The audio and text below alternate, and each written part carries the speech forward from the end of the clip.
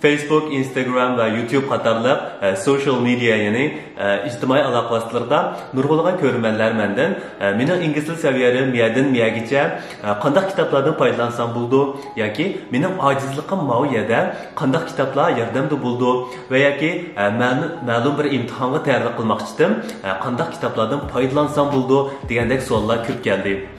Agar siz mo inglizcha o'rganishga munosabatlik yoki o'qishli kitoblardan qanday kitoblarni tanlashni bilolmay turgan bo'lsangiz, menimcha bugungi videomiz sizga yaxshi yordamda bo'ldi.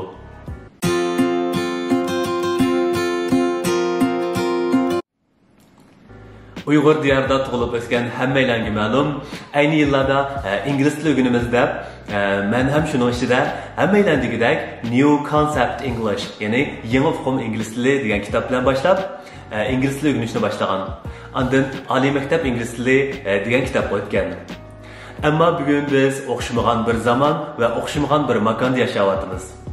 Bu yerda men hech qanday bir kitobni inkor qilmayman. Faqat o'z tajribalarimga asosan va bugungi kunda masalan Angliya Cambridge universitetidagi professorlarimning tashabbusiga asosan sizga tuanki kitoblarni tanishtirmoqchiman.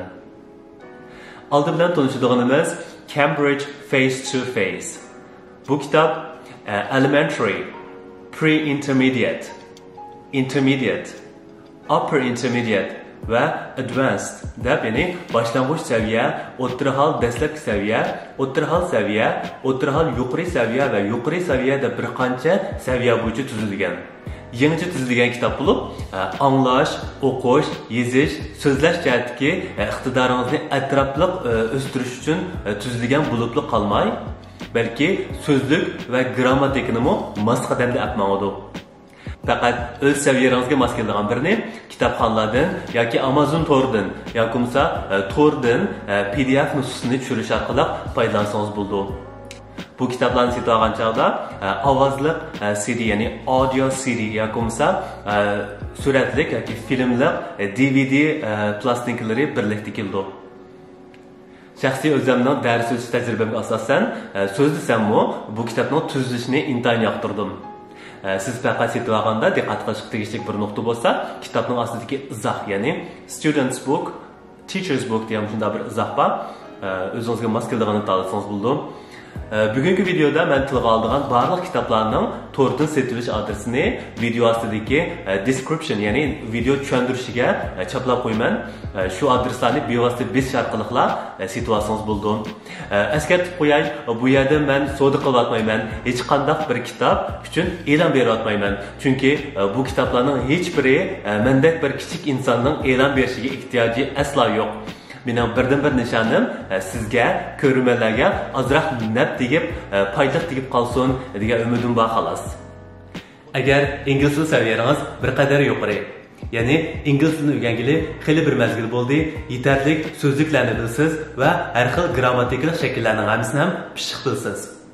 Ingliz tili saviyangizni atrofli holda davomli kuchaytirmoqchi yoki bo'lmasa TOEFL yoki IELTS degandek har xil imtihonlarga tayyorlik qilyapsiz.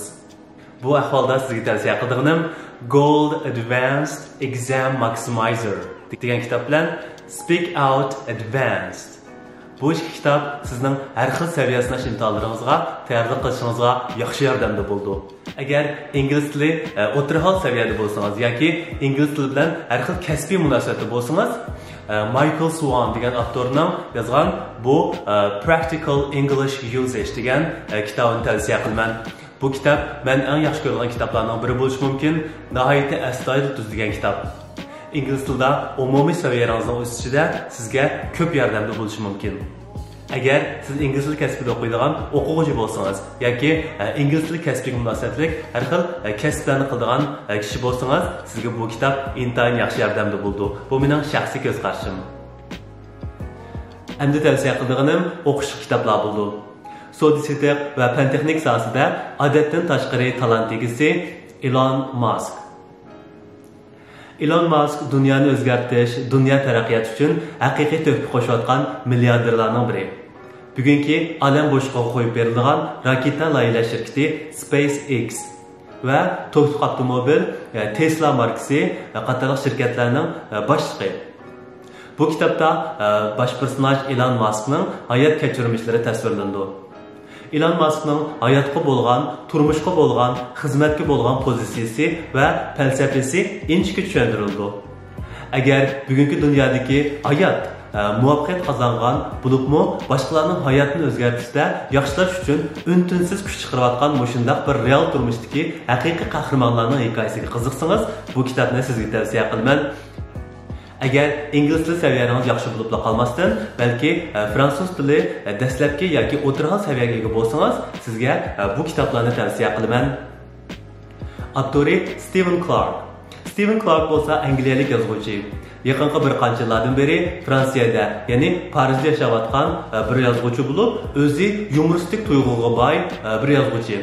Anglashdan qaraganda burun komediya va kuldirgi artistlar uchun tekst yozish bilan shug'ullangan ekan. Shuning uchun bu kitoblarning tili yumoristik, sizni cho'qim qiziqtira oladi. Bu kitoblarda yozuvchi o'zining bir angliyalik yozuvchi bo'lish sifati bilan Fransiyada yashash jarayonidagi turmushida o'zilikkan qiziqarli voqealar, ikki til va ikki madaniyat orasidagi farqlar intayin yumoristik holda yozilgan. Fransiyada yashayotgan qarindoshlar o'qib beqinglar, cho'qim yoqtirsizlar ham nurg'un o'rtaqliklarni his qila olasizlar.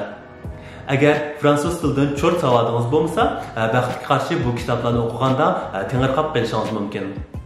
Bundan sir, agar Uyg'urcha maqola, hikoya, povest, roman qatorli asarlarni YouTube'dan anglamoqchi bo'lsangiz, Nuriya Rahmon adimiz qurgan kitob o'qish klubiga abon bo'ling. Abduqodir Jaloliddin, Xolida Isroil va Yalqur Ro'zi qatorliqlar va boshqa yozuvchilarning asarlarini xuddi radioda anglagandek haqsiz anglamoqchi bo'lsangiz, kitob o'qish klubiga kiring va a'zo bo'ling. Oxirida sizda ham qanday tavsiyali kitoblar bor? Sizga nafat kelgan, o'zingiz unumli deb his qilgan, ahamiyatli deb his qilgan ingliz tiliga munosabatli kitoblar bo'lsa, video ostidagi inkas qutisiga yozib qo'ying. Sizning tavsiyalaringizga men ham qiziqaman.